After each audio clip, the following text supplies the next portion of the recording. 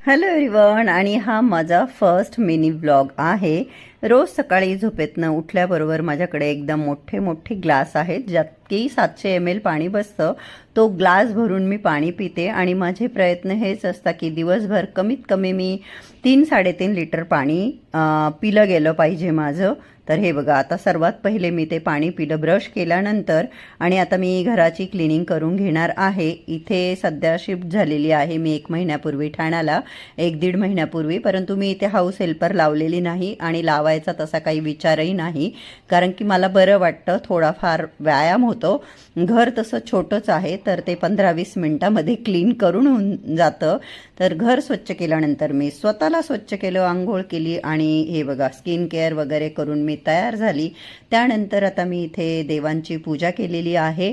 तर छान अशा 4-5 आरत्या वगैरे म्हटल्या, स्वस्तिक वगैरे काढलं, पण स्वस्तिकच्या आजूबाजूच्या रेषा काढताना माझ्या कधीच सरळ काढल्या जात नाही। मी कितीही प्रयत्न केला तरी थोड्याशा तिरप्या होत्या। इथंच जरा फॅमिली डिस्कशन चालू आहे, तुम्ही बघू शकता, प्रत्येक काहीतरी एक्सप्लेन करतोय। स्विमिंग पूलमध्ये आज 1-2च व्यक्ती स्विमिंग करताना दिसत आहे।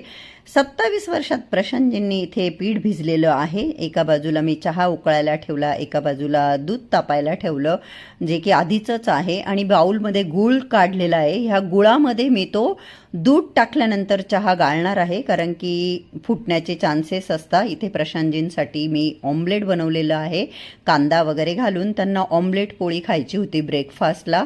हे बघा, तव्यावर एक पोळी शेकली जाते। पीठ थोडं पातळ झालं त्यांच्याकडून, म्हणून पोळी माझी थोडीशी वाकडी तिकडी झाली।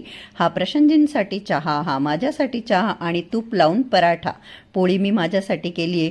माझी मुलगी एकदम अजीब आहे, कांदा पोहे म्हटलं जातं, पण तिला पोह्यांमध्ये कांदा आवडत नाही, तर हे तिचे बिना कांद्याचे पोहे मुलासाठी कांदे टाकून बनवण्यात येणार आहे। त्यालाही चहा आणि पोहे दिले।